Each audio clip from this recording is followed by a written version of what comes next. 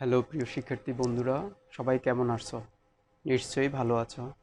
যদি জিজ্ঞেস করি কোথায় আছো, বলবো যে নিশ্চয়ই বাসায় আছি। আমাদের আজকের নতুন ভিডিও হচ্ছে টেন্সের উপরে। টেন্স প্রথমত তিন প্রকার: প্রেজেন্ট, পাস্ট, ফিউচার। বাংলায় চেনার উপায়: প্রেজেন্ট টেন্সে ই, আ, এ, অ থাকবে। পাস্ট টেন্সে বাংলা ক্রিয়াপদের শেষে ল বা লাম থাকবে। আর ফিউচার টেন্সে বাংলা ক্রিয়াপদের শেষে ব থাকবে। চলো আমরা একটা এক্সাম্পল দেখে নিই। আমি প্রতিদিন বাবার সাথে বাসে করে স্কুলে যাই। এ তো বাংলা ক্রিয়াপদ। যাই প্রেজেন্ট টেন্স, গিয়েছিলাম পাস্ট টেন্স, আর যাব ফিউচার টেন্স। ইংরেজিতে চেনার উপায়গুলো কী কী? প্রেজেন্ট টেন্স সাবজেক্টের পরে ভার্বের ওয়ান ফর্ম বসবে। আর পাস্ট টেন্সে সাবজেক্টের পরে ভার্বের টু ফর্ম বসবে। ফিউচার টেন্সে সাবজেক্টের শেষে শ্যাল বা উইল বসবে। আর কি কি থাকতে পারে? প্রেজেন্ট টেন্সে ডু, ডাজ থাকতে পারে, এম, ইজ, আর থাকতে পারে, হ্যাভ, হ্যাজ থাকবে। তাহলে যদি কোনো সেন্টেন্সে do, does, am, is, are, have, has থাকে, প্রেজেন্ট টেন্স। পাস্ট টেন্সে দেখো ডিড, ওয়াজ, ওয়ার, হ্যাড থাকবে, থাকলেই পাস্ট টেন্স। ফিউচার টেন্সে সাবজেক্ট উইল বা শ্যালেই থাকবে। উইল বা শ্যালের পরে আমরা জানি যে বি ওয়ান ফর্ম বসে। তাইলে আমরা এক্সাম্পলটা দিয়ে দিচ্ছি। আমি যাই, তাহলে আমি যাই, আই গো। কোথায় যাই? স্কুলে যাই, টু গো স্কুল। কার সাথে যাই? বাবার সাথে যাই, উইথ মাই ফাদার্স। কীভাবে যাই? বাসে করে যাই, বাই বাস। কখন যাই? প্রতিদিন যাই, এভরিডে। তাইলে টেন্সের বাংলা এবং ইংরেজি চেনার উপায়গুলো শিখে নিয়েছ। Present tense, past tense, future tense প্রত্যেকটা আবার চার প্রকার। আমরা একটু দেখে নিই প্রিয় শিক্ষার্থী বন্ধুরা। প্রেজেন্ট টেন্স, প্রেজেন্ট টেন্স আবার চার প্রকার: present indefinite, present continuous, present perfect, present perfect continuous. First টেন্সও চার প্রকার: indefinite, continuous, perfect, perfect continuous. Future tense আবার চার প্রকার: future indefinite, future continuous, future perfect, future perfect continuous. চলো আমরা এই স্ট্রাকচারগুলো দেখি। Present indefinite subject plus verb one plus object. এ সাবজেক্ট আর অবজেক্ট, সাবজেক্ট এবং অবজেক্ট প্রত্যেকটা টেন্সেই শুরু হবে সাবজেক্ট দ্বারা, শেষ হবে অবজেক্ট দ্বারা। তাহলে এটা আমাদের চিনার উপায় না। তাহলে আমরা কিভাবে চিনব? প্রেজেন্ট ইনডিফিনিট টেন্সে ভার্ব ওয়ান থাকবে। কন্টিনিউয়াস টেন্সে এম, ইজ, আর প্লাস ভার্বের সাথে আইএনজি থাকবে। শর্ত শর্ত হচ্ছে এম, ইজ, আর এর পরে ভার্বের সাথে আইএনজি থাকতে হবে। যদি শুধু am, is, are plus adjective থাকে তাহলে এটা প্রেজেন্ট ইনডিফিনিট টেন্স হয়ে যাবে। পারফেক্ট টেন্সে হচ্ছে হ্যাভ অথবা হ্যাজ থাকবে, তারপরে ভার্বের থ্রি ফর্ম থাকবে। প্রেজেন্ট পারফেক্ট কন্টিনিউয়াসে হ্যাভ বিন প্লাস ভার্বের সাথে আইএনজি থাকতে হবে, অথবা have been, has been plus ভার্বের সাথে আইএনজি থাকতে হবে। ফার্স্ট ইনডিফিনিট টেন্সে তুমি কীভাবে চিনতে পারো? ফার্স্ট ইনডিফিনিট টেন্সে হচ্ছে তুমি ভার্বের টু ফর্ম থাকবে বা ফার্স্ট ফর্ম থাকবে। আর ফার্স্ট কন্টিনিউয়াস টেন্সে ওয়াজ অথবা ওয়ারের পরে ভার্বের সাথে আইএনজি থাকবে। ওয়াজ এবং ওয়ারের পরে যদি ভার্বের সাথে আইএনজি থাকে দেন এটা ফার্স্ট কন্টিনিউয়াস টেন্স। তারপরে হ্যাড প্লাস ভার্ব থ্রি থাকলে ফার্স্ট পারফেক্ট টেন্স, কিন্তু শুধু হ্যাড থাকলে ফার্স্ট ইনডিফিনিট টেন্স, কারণ এটা ভার্বের টু ফর্ম।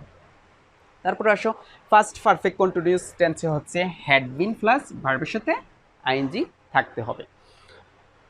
ফিউচার ইনডিফিনিটে সাবজেক্টের পরে শ্যাল অথবা উইল থাকবে এবং ভার্বের বি ওয়ান ফর্ম থাকবে। ফিউচার কন্টিনিউয়াস টেন্সে শ্যাল বি, উইল বি থাকবে প্লাস ভার্বের সাথে আইএনজি থাকবে। আর ফিউচার পারফেক্ট টেন্সে শ্যাল হ্যাভ অথবা উইল হ্যাভ থাকবে প্লাস ভার্বের থ্রি ফর্ম থাকবে। আর ফিউচার পারফেক্ট কন্টিনিউয়াস টেন্সে শ্যাল হ্যাভ বিন প্লাস ভার্বের সাথে আইএনজি থাকবে, অথবা উইল হ্যাভ বিন প্লাস ভার্বের সাথে আইএনজি থাকবে। আমরা শ্যাল হ্যাভ বিন অথবা উইল হ্যাভ বিন এটা আলাদা আলাদা না লিখে একসাথে লিখে দিয়েছি। এই যে আমরা বললাম ভার্বের ওয়ান ফ্রম, ভার্বের টু ফ্রম। আসলে verb one form, verb two ফ্রমটা কি, বা ভার্বের কয়টা ফ্রম আছে আমরা একটু দেখে নেই। প্রিয় শিক্ষার্থী বন্ধুরা, আমরা এখানে verb one, verb two, verb three, verb four এবং ভার্ব ফাইভ লিখে নিয়েছি। ভার্ব ওয়ান হচ্ছে যেমন গো, ভার্ব টু হচ্ছে ওয়েন্ট, ভার্ব থ্রি হচ্ছে গন। ভার্ব 4 হচ্ছে গোয়িং। ভার্ব 4 হচ্ছে গোস। তার মানে ভার্ব 5 হচ্ছে ভার্ব প্লাস এস বা ইয়েস, এটাকে ভার্ব 5 বলা হয়ে থাকে। ভার্ব 4 মানে হচ্ছে ভার্ব প্লাস আইএনজি। ভার্ব 3 গন, তাহলে এটা হচ্ছে ভার্বের পি পি ফ্রম মানে ফার্স্ট পার্টিসিপল ফ্রম। আর ভার্ব 2 হচ্ছে ওয়েন্ট, এটাকে ফার্স্ট ফ্রমও বলা হয়ে থাকে, ফ্রম। আর গো হচ্ছে প্রেজেন্ট ফ্রম। এই প্রেজেন্ট ফ্রমটাকে বেস ফ্রম বলা হয়ে থাকে, তাইলে এটার আরেকটা নাম দেওয়া যায় base form. Base form.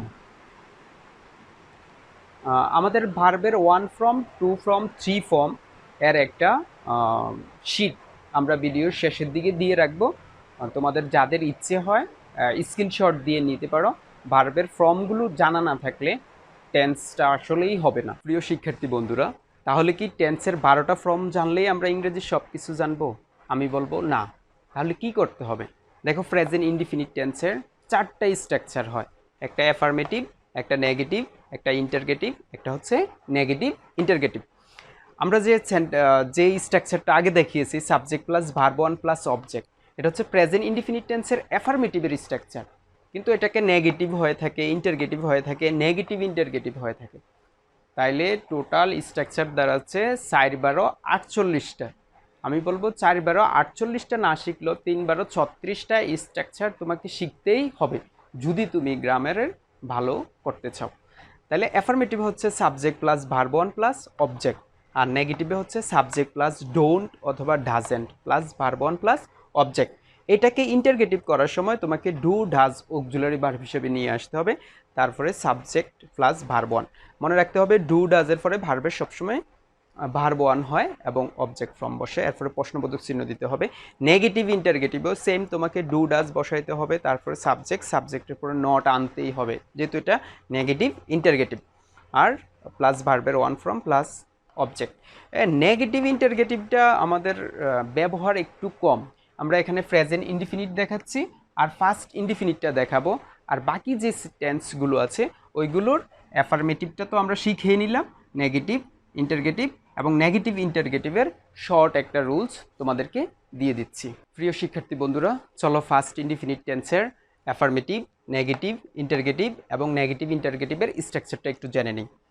First ইনডিফিনিটে আমরা যে স্ট্রাকচারটা লিখেছি এটা হচ্ছে subject plus verb two plus object. কিন্তু এটাকে নেগেটিভ করতে গেলে তোমাকে কি করতে হবে? যেহেতু অক্সিলারি ভার্ব নাই সেহেতু তোমাকে ডিডেন্ট আনতে হবে। আর আমরা জানি যে ডিডেন্টের পরে ভার্বের ওয়ান ফ্রম বসে। আর ইন্টারগেটিভ করার সময় ডিডটাকে সাবজেক্টের শুরুতে নিয়ে আসতে হবে এবং ভার্বের ওয়ান ফ্রম দিতে হবে। আর নেগেটিভ ইন্টারগেটিভ করার সময় ডিডটাকে সেন্টেন্সের শুরুতে রাখতে হবে এবং সাবজেক্টের শেষে নট যুক্ত করে ভার্বের ওয়ান ফ্রম ব্যবহার করতে হবে। যেহেতু এটা একটু ডিফিকাল্ট, আমরা একটা এক্সাম্পল দেখে আসি। যেমন আলী ব্রড এ বক্স, আলী একটা বক্স নিয়ে এসেছিল। এটা পাস্ট টেন্সে আছে, মানে এটা ভার্ব টুতে আছে। তাইলে আমরা যখন এটাকে নেগেটিভ করব তখন আমরা এখানে ডিডেন্ট ইউজ করে এখানে ভার্বের ওয়ান ফ্রম ইউজ করলাম। আর ইন্টারগেটিভের ক্ষেত্রে ডিডটাকে আমরা শুরুতে নিয়ে আসছি এবং এখানে ভার্বের ওয়ান ফ্রম ব্যবহার করে শেষে প্রশ্নবোধক চিহ্ন দিলে ইন্টারগেটিভ হয়ে যাবে।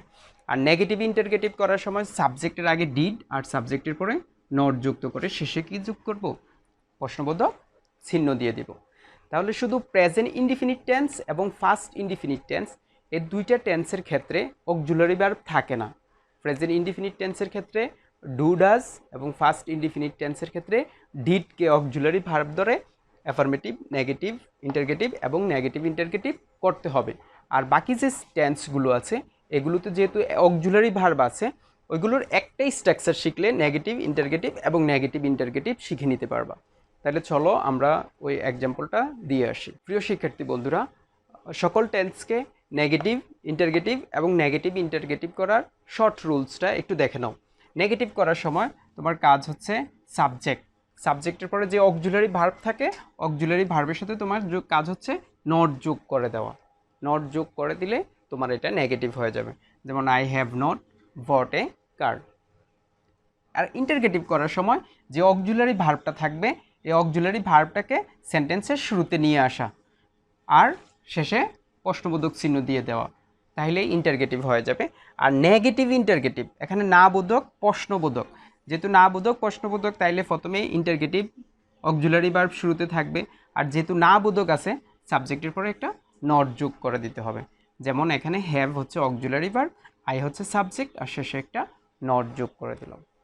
প্রিয় শিক্ষার্থী বন্ধুরা, আমরা জানি যে অক্সিলারি ভার্বের সাথে নট বসলে এটার একটা শর্ট ফর্ম বসে। সকল অক্সিলারি ভার্বের চেঞ্জ হয় না, কিন্তু কিছু কিছু অক্সিলারি ভার্বের একটু পরিবর্তন হয়। চলো আমরা ওই অক্সিলারি ভার্বগুলো দেখে নিই। প্রিয় শিক্ষার্থী বন্ধুরা, আমরা জানি যে নেগেটিভ করার সময় অক্সিলারি ভার্বের সাথে নট যুক্ত করা হয়। দেখো, যখন ইজের সাথে নট যোগ করা হয় তখন ইজেন্ট হচ্ছে, আর এর সাথে নট যোগ করলে আরেন্ট হচ্ছে। কিন্তু এম নটের সাথে যখন নট যুক্ত হবে তখন এটা এন্ট হবে অথবা আরেন্ট হবে, এম নট হবে না। যদি লিখো তাহলে এইভাবে আলাদা করে লিখতে হবে, আর যদি একসাথে লিখো তাহলে এন্ট অথবা আরেন্টে লিখতে হবে। উইলের সাথে যখন নট যুক্ত হয় তখন শব্দটা হবে ওন্ট। যদি একসাথে লিখো তাহলে উইল নট লিখার কোনো সুযোগ নেই, যদি আলাদা করে লিখো এটা ঠিক আছে। আর যদি একসাথে লিখো তাহলে এটাকে ওন্ট লিখতে হবে, আর শ্যাল নটকে একসাথে লিখতে হবে শান্ট লিখতে হবে।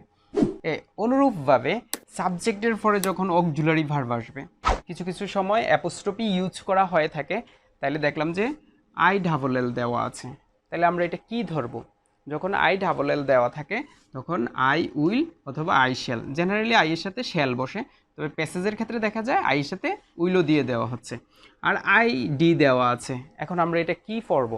তুমি আই ডি দেওয়া থাকলে এটা দেখতে হবে এটার পরের ভার্বটা কি আছে। যদি ভার্বটা ওয়ান ফ্রম হয়, মানে ভার্বের বেস ফ্রম হয়, তাহলে তোমাকে পড়তে হবে আই উড। আর যদি ভার্বের থ্রি ফর্ম দেওয়া হয় থেকে, তাহলে তোমাকে পড়তে হবে আই হ্যাড। আশা করি বিষয়টা বুঝতে পারছো।